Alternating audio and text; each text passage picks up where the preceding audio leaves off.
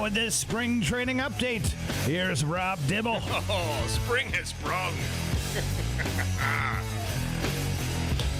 Oh, man.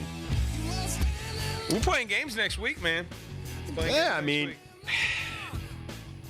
got to start weeding out the bunch of guys.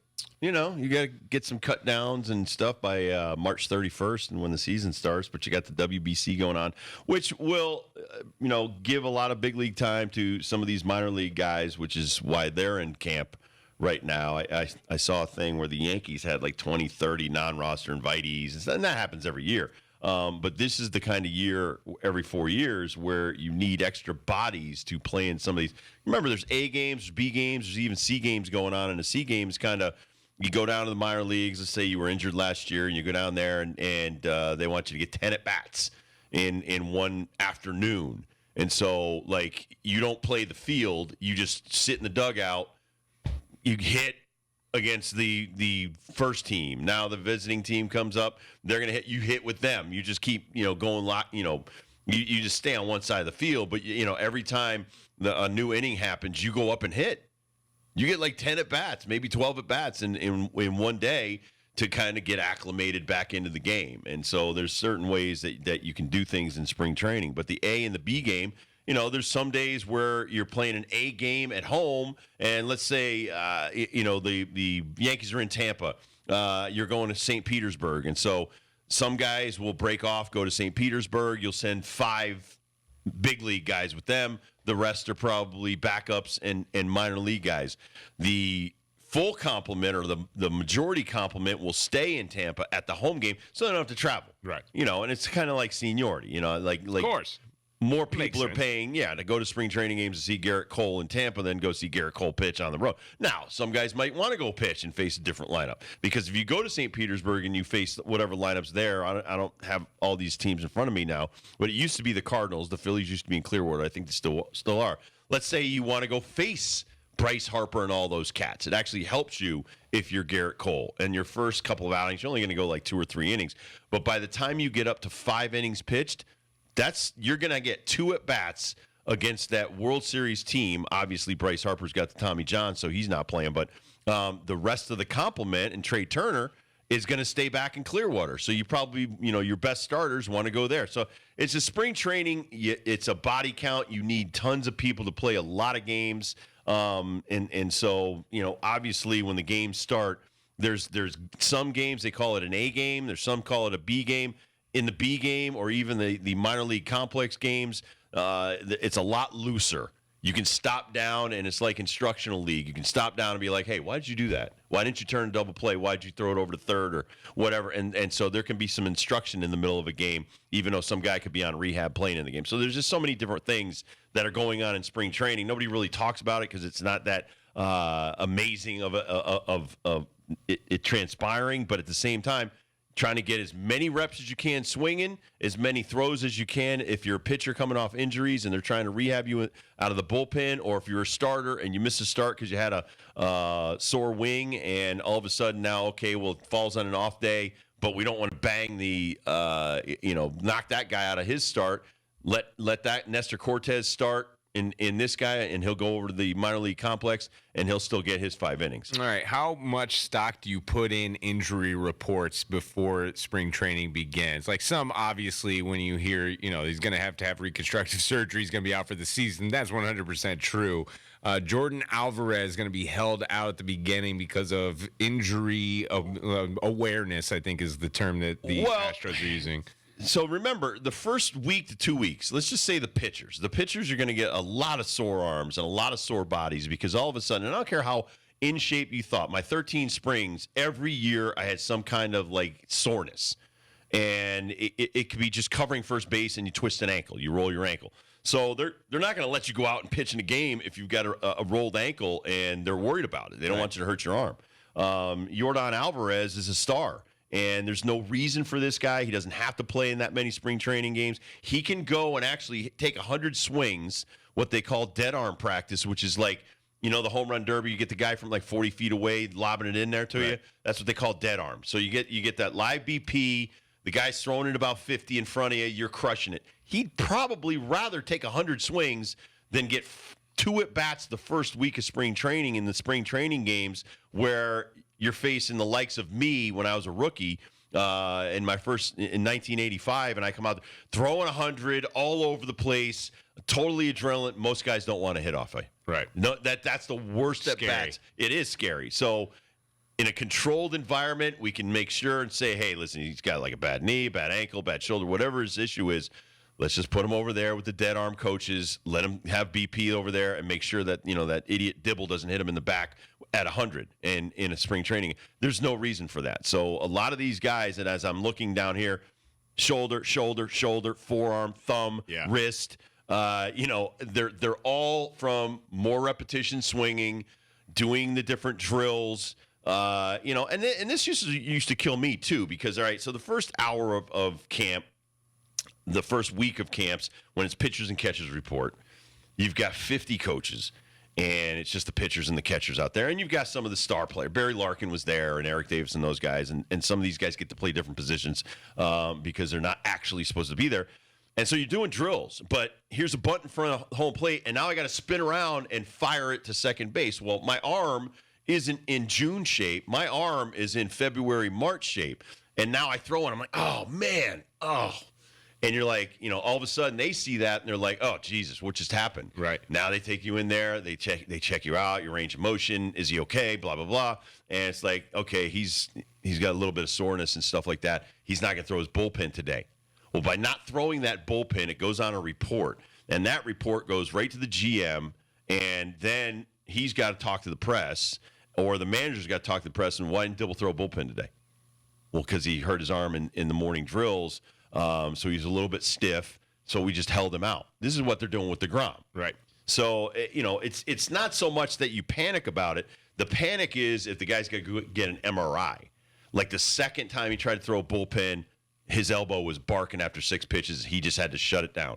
Shoulder was hurting in certain spots. That's an injury. Those are the things that you hold your breath and your heart drops if you're a general manager or manager, because those are things you can't control that injury, and now if it needs surgery, he's done for the season. All right, for DeGrom, Strasburg dealing with that right now as with kind of usual suspects for this conversation, but still those guys are made men where they're not losing their spots. You paid them, they're not losing their spots.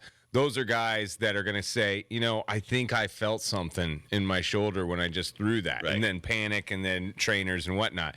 How many guys, and just thinking in the football world of the guys that I know during camp that don't tell trainers that they're hurt because it's going to limit their reps to make the team. 100%. How much does that go on in spring training? If I'm not a star, right? If I'm like a non-invitee and I have to make the team to get paid big league money, nothing. Not telling anybody. No, I'm not even telling my best friend. I'm not telling my wife. I'm not telling anybody, because if anybody gets any kind of whisper of that, you're done. You're done. And so there's a lot of that's going on. And trust me, there's a lot of eyes on you. I mean, I'm blown away by the Senga report where they're talking about his first bullpen was terrible. It's his first bullpen. The dude, he flew in from Japan, turned around in a couple of days through his first bullpen, was probably like, probably half asleep from the flight over here. And you're judging his balls and strikes? Did you pull out the clicker and count how many pitches? It's insane. So then his first live BP, he broke out the fork ball that he throws. They call it the ghost pitch. And they're like, oh, man, he was impressed. Dude, it's the first week this guy's throwing. That's insane. But that's where we are as a society. With the social media and people that write blogs and all the other stuff, they're nitpicking everything, every swing. I was watching Diaz. Edwin Diaz was throwing to, I think it was Lindor. And he was throwing his sidearm sweeping sliders, and he's making these big league. Yeah, great big league pitchers will make big league hitters the first week of spring training look like idiots because they're not great. They haven't seen a lot of live BP, especially 95 or a guy throwing a sweeping breaking ball. And so people are, oh my God, that was unbelievable. No, really, it wasn't. It was this guy, even though he's telling him, hey, I'm going to throw a slider right here. Sometimes it's a great one. Sometimes, you're not talking about the one that hits him in the butt or the one that goes behind him. There's a lot of that goes on in spring training. But, to nitpick and things like that, there's going to be so many nagging injuries of the stars. Think of that times, I don't know, how many guys that are not stars that are trying to make teams or even make an organization. I mean, even if I'm in AAA, I've got a shot to get to the big leagues that year. At least I have a job. Right. And so because jobs are so few and far between as role players now in organizations, there's no way if I have a sore shoulder, a sore elbow, a bad hamstring that I'm going in the training room. Because once you step foot in that training room and let any of those trainers know and you're on a report somewhere, someone's going to see that. And if it's between you making a team and not making a team, they'll be like, yeah, but he's got a bad knee. How do you know that? Well, he came in one day, he was complaining about he needed 2 Advil for a little knee pain. Oh, geez, that's a risk. We don't want any part of that. That's how a lot of careers get stymied. All right, here's a naive question. Don't take it the wrong way and be completely honest. How many times did you or some of your guys come in, especially I'm thinking after you guys win the World Series, where in between that time, from November, December, January, even some of February, we're like, I'm good. I'm going to wait to do all my warm-up stuff during spring training? Or how much or the percentage of it guys are like, no, I'm a professional athlete. I got to get my workouts in November. Got to get my workouts in December, January. Or is this a baseball? What is the percentage of people that come in, they didn't do their work? Oh, a lot. Feels like it's a lot. More than 50? I'm going to say 10 to 20%. Okay. 10 to 20%. Only because some guys, after we won the World Series, like myself, let's just say I did 30 card shows. Yeah. So I was doing some traveling. I went to some, in Chicago. I went bring to a bullpen catcher around. No, so I got to find a gym so I can go throw. No, I mean I might have done some running on a treadmill or biking or whatnot. So I might have missed a few. I think 91 I started on the disabled list. Now it's the IL, but back then. Because I had shoulder tendonitis. Yeah. And that's how I started the season. That if it was 91 or 92, one of those years, Norm and I both had 25 saves in the same year. I think he had 26, I had 25. I don't think that record's ever been touched because it happened that I missed the first 2 months mostly because of arm problems. And it wasn't because of the World Series. It was like what you just said. I was doing a lot of stuff. I didn't have my routine down, and I usually went down to spring training early and got acclimated with the weather, but because I was doing things in the winter, the winter of 90 into 91, I kind of got pushed back a little bit. Plus, remember, I went to Japan after the World Series for 2 weeks, so everything got pushed back, and so I wasn't prepared for 91's thing. I did make the All-Star game, so it was 92. So it was after 91 at 92. So 91, I came back. Randy got hurt, and I went 23 for 23 in saves. And made the All-Star team. And that was my second All-Star game, and Lee Smith was the closer. For the Cardinals, he was 23 for 23. That was a crazy year. Awesome. So, but then the next year is when I got hurt. So, in the winter of 91, going into 92, I didn't do things the way I used to do them. Got hurt, stayed in spring training, got into some trouble in spring training after everybody left. Then I started the season late. Remember, I joined the team in 92 late. Now, Norm's having a great first half. And so at the same time, Lou's like, okay, Norm's closing right now. Get your shoulder back, and then, we'll see at the All-Star break. And that really ticked Norm off because that was going to cost him money. Right. So remember, you're in situations where injuries make, and I'll say this all the time, and people probably blow it off and don't think twice about it when I say it. But if a starter gets hurt, that's 200 or 180 innings that someone else has to cover. Whether it's another pitcher that you pick up or a minor league guy, and that puts pressure on them. Now you're pushing someone else. Somebody else comes out of the bullpen and goes into the rotation and makes a few of your starts. But all of a sudden, your injury causes an absolute domino effect. And it's different in baseball because you don't have, you have backups in football. You have a third string guy in football. You have practice squad guys in football. You have enough to survive and initially where the wear and tear is not going to destroy somebody. In baseball, that you don't have that luxury, especially pitching. When you put too much pitching on certain players or make somebody else do something else that they weren't doing before, like I used to go 2 innings, now I'm going 3 innings. This guy used to make some spot starts, now he's going to make 30 starts this year. That is going to keep coming back to haunt that guy down the road. So you see a lot of these guys, and I'm looking at these things right now, where this guy's restricted, he's not going to pitch.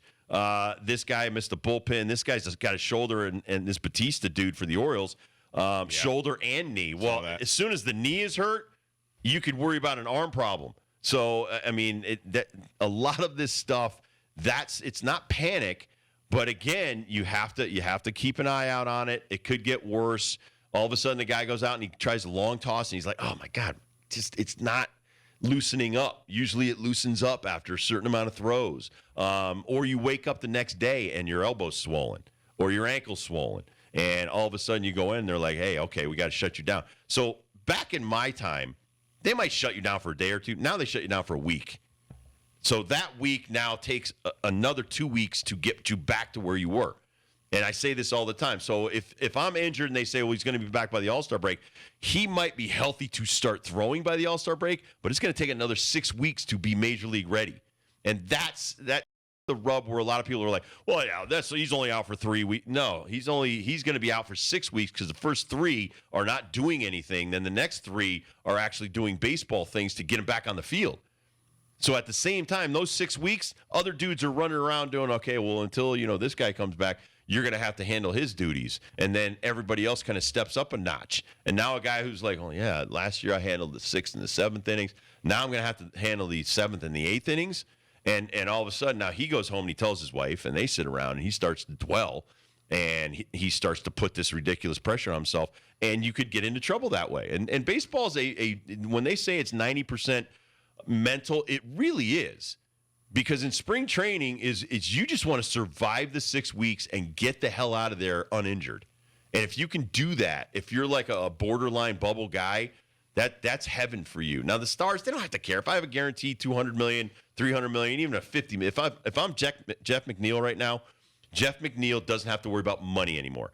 Now he just has to worry about his health and trying to go out there and put up numbers, but not think about the money. Some guys will be like, oh, geez, I just signed $300 million.